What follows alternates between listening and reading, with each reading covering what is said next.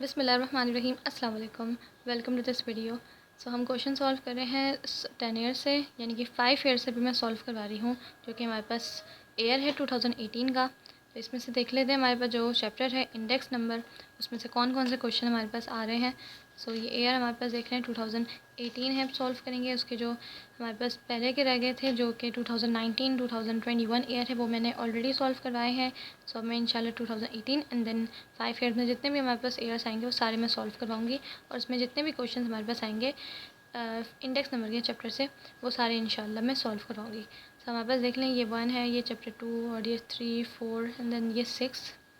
तो हमारे पास यहाँ तो शॉर्ट में कोई हमारे पास इंडेक्स नंबर से कोई क्वेश्चन नहीं आ रहा, बट ये हमारे पास देखें चैप्टर 5 से, चैप्टर 5 यानी कि इंडेक्स नंबर से आ रहा है। इसमें हमें वही लेस पेयर, पार्शियस और फिशर का जो इंडेक्स होता है, प्राइस इंडेक्स, वो मालूम करना है। और हमें बेस बताती है कि 90 बेस ईयर है। तो अगर इस टेबल पे गौर करें तो हमारे पास यहाँ पे बेस भी अलग है और क्वांटिटी भी अलग है। कि हमें जो फर्स्ट पे क्या करना होता है, सबसे पहले मैंने यही बताया था आपको कि जब ये जैसे ये हमारे पास अलग अलग होती है, कि हमारे पास देखें 90 की बेस अलग होती है और 1995 अलग अलग होती है। बट अभी ये देखें हमारे पास जैसे हमने सेट करना होता है वैसे ही हमारे पास रेडी है। जैसे कि मैं आपको पिछला ईयर्स का दिखा दूँ, जैसे कि ये वाला ईयर था, ये अभी मैंने सॉल्व करवाया ये वाला क्वेश्चन। इसमें देखें हमारे पास कुछ गिवन नहीं था कि इसमें बेस ईयर कौन सा है, बट अगर बेस ईयर गिवन ना हो तो पहला वाला ही बेस ईयर हो जाता है। तो जैसे कि इस तरह से गिवन है, और इस तरह से ये देखें ये अलग कैसे गिवन है। तो जैसे ये क्वेश्चन गिवन था, हमने इस क्वेश्चन को भी ऐसे बनाया था कि बेस इसकी अलग की थी और इसकी करंट ईयर अलग किया था, जो कि यहाँ अलग नहीं है। देखें यहाँ पे ऐसे ऐसे करके दिया हुआ था, राइट। तो हमने इस तरह से बनाते थे पहले, तो अगर इस तरह का टेबल आ जाए तो। बट ये हमें तो गिवन है कि देखें बेस अलग कर दी, करंट ईयर अलग कर दिया, और बेस की प्राइस क्वांटिटी देखें अलग हो गई, देन करंट ईयर की भी अलग हो गई। तो ये तो हमारे पास गिवन है, इसको दोबारा बनाने की ज़रूरत नहीं है।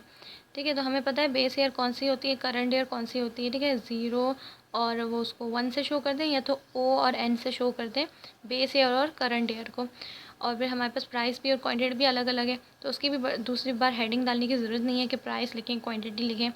शॉर्ट फॉर्म में काम करें कि बस हमारे पास देखें आ जाएगा, ये क्या आ जाएगा, बेस ईयर का है प्राइस, तो प्राइस को किस तरह से शो करेंगे, P0 या PO। ठीक है, और क्वांटिटी भी इसी तरह हो जाएगी, और करंट ईयर की कैसे हो जाएगी हमारे पास, P1 या PN कर सकते हैं। ठीक है, जैसे मैंने बताया N को हम 1 भी शो कर सकते हैं।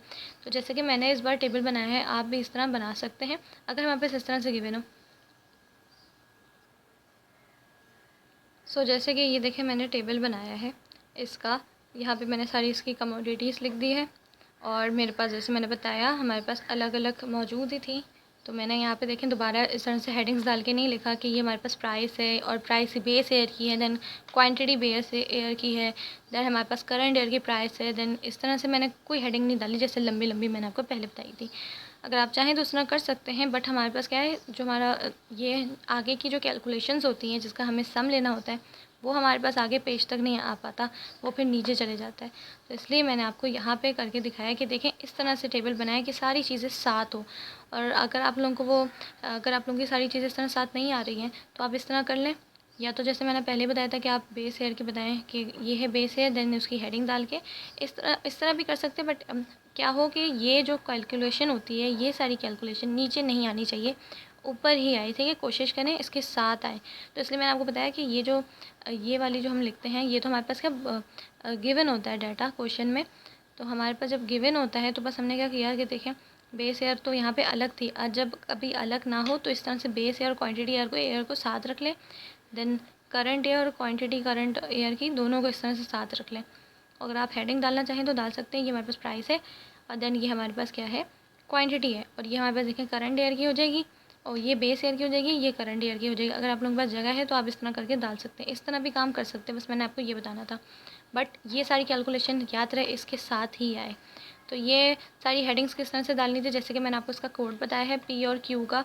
तो आप यहाँ तक जब काम करेंगे, सिर्फ इतना यहाँ तक काम करेंगे, तो आपको ये P और Q का कोड याद रखना है कि हमने किस तरह से लिखना है कि P का पहले 0 उठाना है, देन Q के उसके साथ 0 लिखना है, यानी ये P0 तो Q0।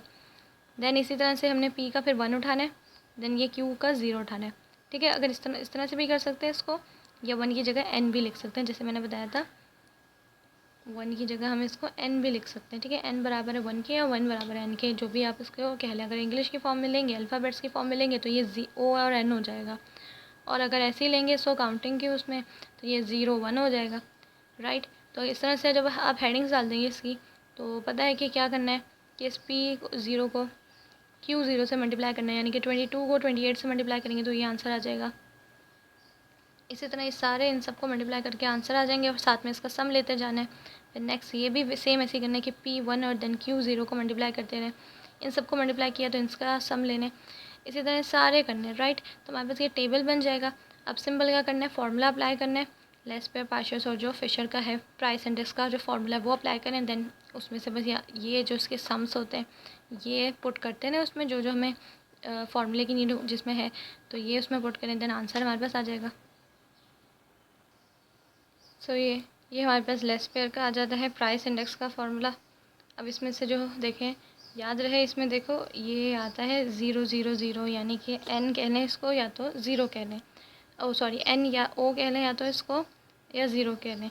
तो ये हमारे पास देखें कौन सा हो जाता है, ये हमारे पास क्वांटिटी ऑफ बेस एयर हो जाती है। तो लेस पेयर में याद रखें बेस एयर की हमेशा क्वांटिटी आती है, और इतना याद रखें कि ये हमारे पास हर फार्मूले में ऐसी सेम इतना ही फार्मूला होता है, यानी कि पार्शियस का जो फार्मूला आएगा वो भी देखें इतना सेम होगा, बस इसको छोड़ के बाकी देखें इतना सेम होगा, बस एल की जगह पी हो जाएगा, और इसकी जगह जो यहाँ पे 0 0 लिखा है यहाँ पे क्या हो जाएगा 1 1 हो जाएगा, या तो n हो जाएगा, वो क्या हो जाएगी वो करंट एयर हो जाएगा, और ये क्या हो जाएगा बेस एयर हो जाएगा। बस इन दोनों में ये फ़र्क है, बाकी फिशर तो इन दोनों का पता है, इन दोनों को एक साथ लेना होता है, फिर देन उसका रूट लगा देना, वो फार्मूला वो तो बहुत ईजी है, ठीक है।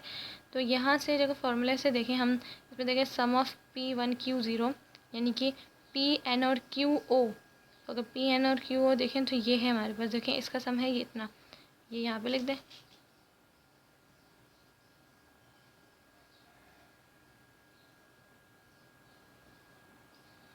तो ये 1160, नीचे क्या वैल्यू आ जाएगी, ये भी यहाँ हेडिंग से देखें कहाँ डली हुई है ये वाली हेडिंग, तो यहाँ हमारे पास है, देखें इधर ये वाला ये अमाउंट लिख दें, जो अमाउंट थी इस तरह लिख दें, देन मल्टीप्लाई बाय 100। अब इन दोनों को डिवाइड करेंगे,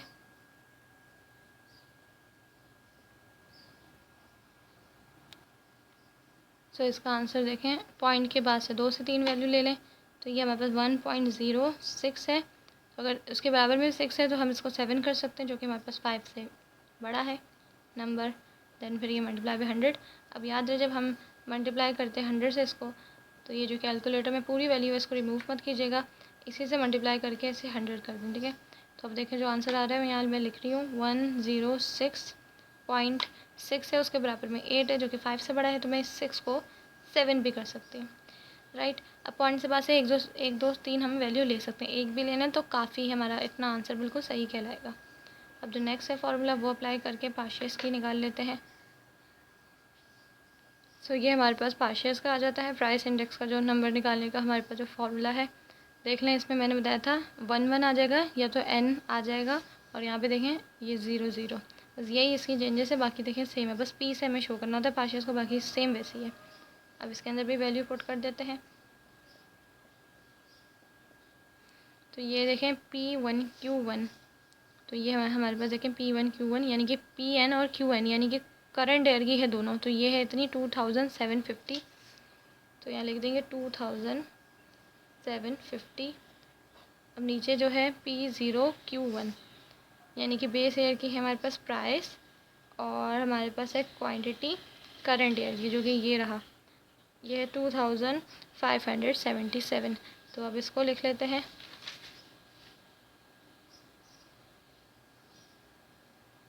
देन मल्टीप्लाई बाय 100। अब इन दोनों को डिवाइड कर लेते हैं,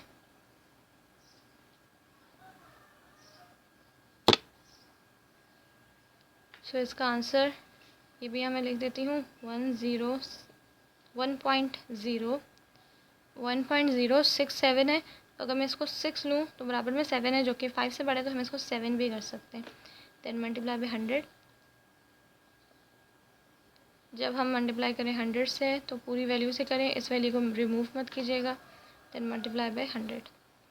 तो यहाँ मैं लिख रही हूँ 06.7 है और उसके बराबर में 1 है जो कि 5 से छोटा है, तो इस 7 को मैं 7 ही रहने दूँगी। तो देखें इसका भी हमारे पास आंसर आ जाता है। अब लास्ट जो रह गया फिशर का, वो निकाल लेते हैं, प्राइस इंडेक्स नंबर।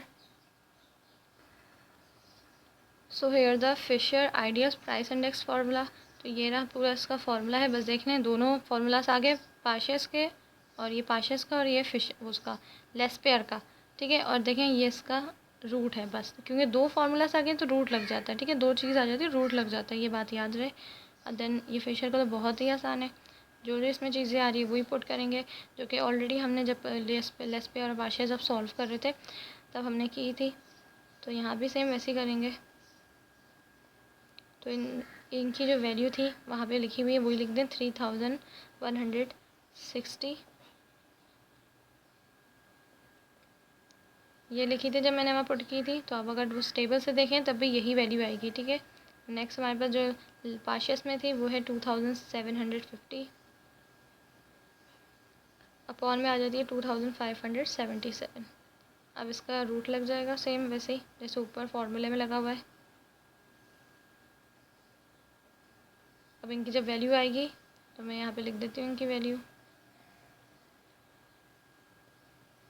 जो कि इसकी आ रही थी 1.07, फिर ये मल्टीप्लाई बाय और नेक्स्ट हमारे पास भी 1.07 है। फिर रूट लग जाएगा जब तक सॉल्व ना हो जाए, फिर एंड में हम इसको मल्टीप्लाई करेंगे रूट ओपन करके इसका 100 से। बट अभी सिर्फ रूट ओपन करेंगे, पहले तो रूट में जितनी भी है ये है कैलकुलेशन इनको कंप्लीट करेंगे। देन हम इन दोनों का अगर इसका आंसर जो आ रहा है जो पूरा अगर उसको हम मल्टीप्लाई करें तो देखते हैं हमारे पास आंसर क्या आता है कैलकुलेटर में।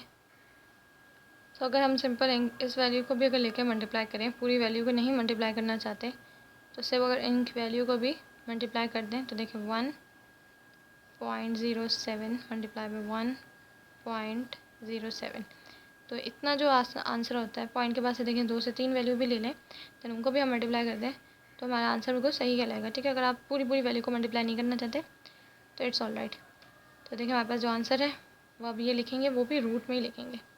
तो 1.1449, अब ये भी रूट में लिखें क्योंकि अब रूट ओपन होगा। देन ये मल्टीप्लाई बाय 100 और ये जो मल्टीप्लाई 100 है ये रूट से बाहर है, याद रहे। अब इसका रूट ओपन करेंगे तो ये रूट इसका देखें आंसर आ जाएगा 1.07, जो कि यही है इसका आंसर, देखें ये वाला 1.07 1.07। फिर अब इसको मल्टीप्लाई करेंगे 100 से, फिर मल्टीप्लाई बाय 100, देखें इसका आंसर आ रहा है 107, इसका आंसर आ रहा है 107। बट अगर हम ये पूरी वैल्यू को लेकर मल्टीप्लाई करते तो हमारे इसका पूरा आंसर आता है। तो निकाल के मैं आपको दिखा देती हूँ कि इसका अगर हम पूरी वैल्यू को लेकर मल्टीप्लाई करेंगे तो उसका आंसर क्या आएगा हमारे पास। हाँ, हमारे पास ये आंसर देखें, ये आंसर है पूरा, यानी कि जब अब हम इसको मल्टीप्लाई करेंगे 100 से तो हमारे पास देखें ये आंसर आएगा पूरा पॉइंट्स में, ये पूरा राइट। तो मैंने आपको वो जो आया था 107 वो तो सिर्फ इतनी वैल्यूज़ को लेकर दिखाया था कि मल्टीप्लाई करके, लेकिन इसका पूरा आंसर देखें ये। तो अगर हम लिखना चाहें इसका आंसर तो हमारे पास देखें इसका आंसर किस तरह से आएगा कि जैसे हम पॉइंट के बाद से भी वैल्यू लेते हैं, बट वो जो हमने लिया था ना आंसर जो आया था वो हमारे पास सिर्फ पॉइंट के अंदर वैल्यू आई थी। कैसे कि 107 आई थी, वो भी आंसर हमारा बिल्कुल सही था बट पॉइंट में नहीं आई थी। ये देखिए ये 6 था ना, तो 6 5 से बड़ा है तो इसलिए इस 6 को राउंड ऑफ करके क्या कर दिया था 7 कर दिया था, तो इसलिए इतनी भी हमारी वैल्यू जो आई थी बिल्कुल सही आई थी। सो अगर हम इतनी भी लिखें तो काफ़ी होती है, बट मैं आपको फिर भी पॉइंट्स के बाद बताना चाहती हूँ क्योंकि हमने जो भी लेस्पेयर और पाशियस के निकाले थे वो सारे हमारे पास कितने आए थे कि सारे पॉइंट के बाद से भी मैंने आपको वैल्यू लेना सिखाई थी। तो यहाँ भी इसलिए मैं यही जा रही थी कि आपको इस तरह से जो पॉइंट की बात है सारी वैल्यूज़ बता दूँ। तो अब ये जो आंसर है बिल्कुल लास्ट में आंसर आया है जो कि मैंने मल्टीप्लाई कर दिया था 100 से, फिर इसका आंसर है, ठीक है। तो यह मैं लिख रही हूँ, ये हमारे पास 106 है, इसके आगे पॉइंट है और 6 है इधर, और इसके बराबर में 9 है जो कि 5 से बड़ा है, तो इस 6 को मैं 7 कर सकती हूँ। तो ये हमारे पास इसका भी आंसर आ जाता है, किसका, फिशर का। तो आपको जैसे मैंने आज सिखाया टेबल बनाना, जैसे कि ये रहा इसका टेबल, आप आगे भी इसी तरह से कोशिश करें बना लें, ठीक है। वो पूरी हेडिंग्स डालने की नहीं आपको ज़रूरत पड़ती है तो नहीं डालें कि प्राइस है, देन वो क्वांटिटी है, देन वो बेस एयर है। वो आपको शुरू में मैंने सिर्फ समझाने के लिए बताया था। अगर आप इस तरह से करना चाहते हो तो इस तरह कर लें, क्योंकि अगर आपके पास आगे जगह नहीं है ये कैलकुलेशन करने की तो आप फिर इस तरह ही कर लें। क्योंकि देखिए जो हमने लिखा है ये P0Q0 P1Q1, तो ये यही शो कर रहा है, ये प्राइस है और ये क्वांटिटी है किसकी, बेस ईयर की, और ये हमारे पास है दोनों किसकी, करंट ईयर की। अच्छा, अब अगर आप एक चीज़ पे गौर करें तो हमारे पास देखें इन तीनों का आंसर सेम आए हैं। देखिए 106.7, 106.7, 106.7, इन तीनों के देखें आंसर हमारे पास सेम आए हैं। सो ये मैंने सॉल्व करवा दिया आज का ये क्वेश्चन जो हमारे पास 2018 के ईयर में एक ही बस ये आया था हमारे पास इंडेक्स नंबर के चैप्टर से। सो आई होप आपको ये क्वेश्चन समझ में आया होगा। सो आज के लिए इतना ही। Thanks for watching this video. अल्लाह हाफिज़।